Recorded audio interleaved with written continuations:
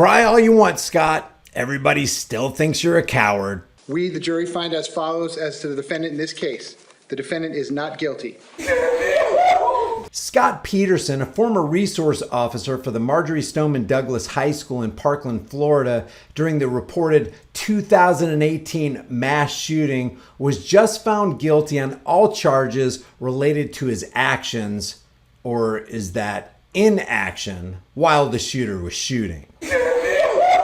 Basically, Scott here had one job: protect the children. Or was that his job? Even regular street cops have no obligation or mandate to protect anybody in the public. And most Americans are blissfully unaware that the court rulings in DeShaney versus Winnebago County and Gonzalez versus Castle Rock, Colorado bear this out.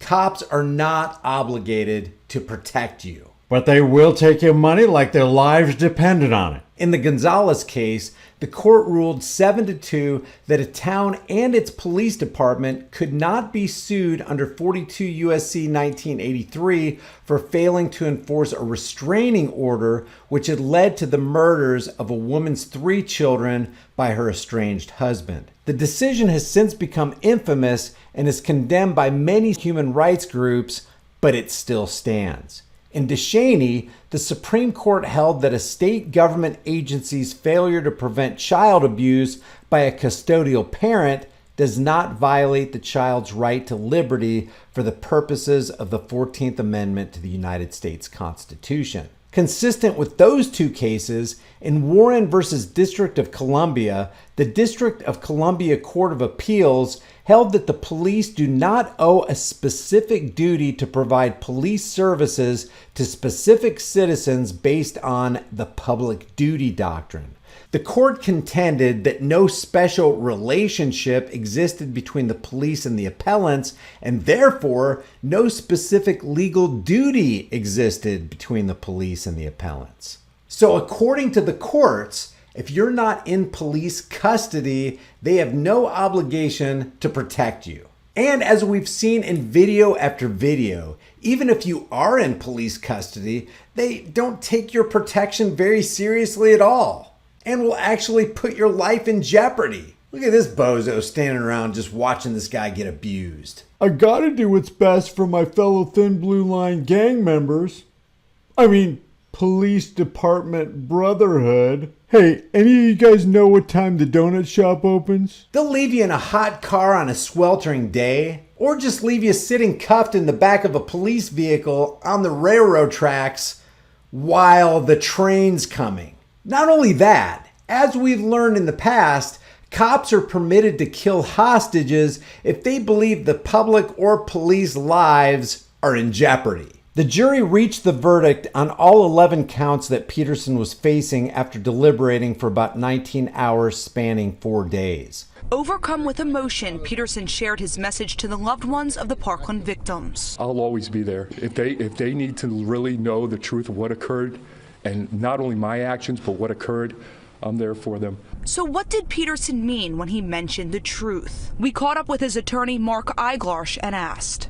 The truth is that Scott did every single thing that he could to the best of his abilities with the limited information that he had to try to help the people of that school that he served honorably for 32 years. Peterson had received widespread criticism over not confronting the shooter, Nicholas Cruz, during the 6-minute rampage that reportedly killed 17 and injured more than a dozen others.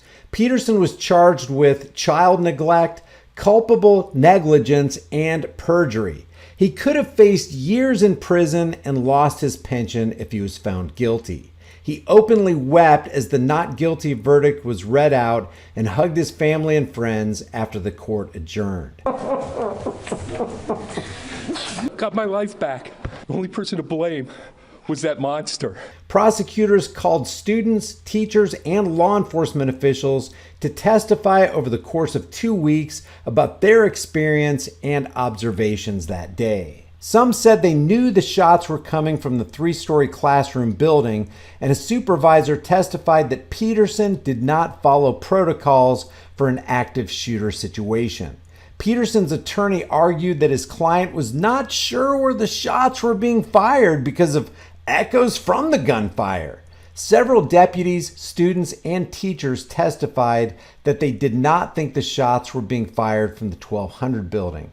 The attorney also noted that the sheriff's radio system failed and limited what Peterson heard from other officers who were arriving on the scene. Many Parkland parents disgusted with the verdict, calling Peterson a coward. Keep your mouth shut, get in your car, and go to your perfect life. For our families, we still feel he should be haunted every day by his failure to act. All the evidence, all the video, it just shows that he valued his life over the life of the people on the third floor. Security video shows Peterson left his office about 100 yards from the 1200 building about a half a minute before the shooting began and arrived at the building with two unarmed civilian security guards a minute later. Peterson arrived at the east doorway to the hallway on the first floor, while Cruz was at the opposite end of the hallway, armed with an AR-15 style rifle, they say. Peterson took cover in the alcove of a nearby building with his gun drawn and stayed there for 40 minutes, even after the shooting ended. As it turns out, Cruz pleaded guilty to 17 counts of first-degree murder and 17 counts of attempted murder in 2021 and was sentenced to 34 consecutive life sentences in November.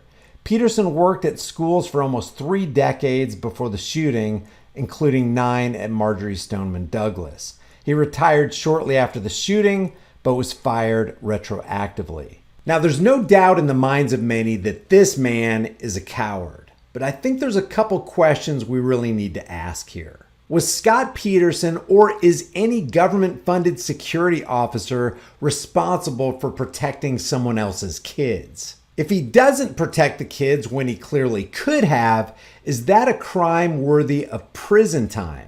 Even more broadly, is it a good idea to even turn the minds and bodies of your kids over to the state? And can you reasonably expect a good outcome when a third of your kid's day is spent in a gun-free zone?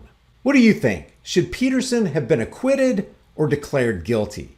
Guys, if you enjoy this video, maybe you'll enjoy some of my others. Check out my most popular playlist and my other playlists like The Right to Travel. There's a lot of videos that you probably haven't seen that are still very much in play. If you want to, subscribe to the channel, hit the bell notification icon, give it a thumbs up, share it with everybody you know. Don't forget to subscribe to my private email list through my website, highimpactflix.com. If you want to support the channel further, become a channel member today and grab a hard-hitting, conversation-starting design you can put on a shirt, hoodie, mug, cell phone case, hat, whatever you want. These are the new Here's the Deal logo hats, and again, you can put it on a shirt or whatever you want. Remember, freedom is dangerous. The only thing more dangerous is not having it. I'll see you in the next video.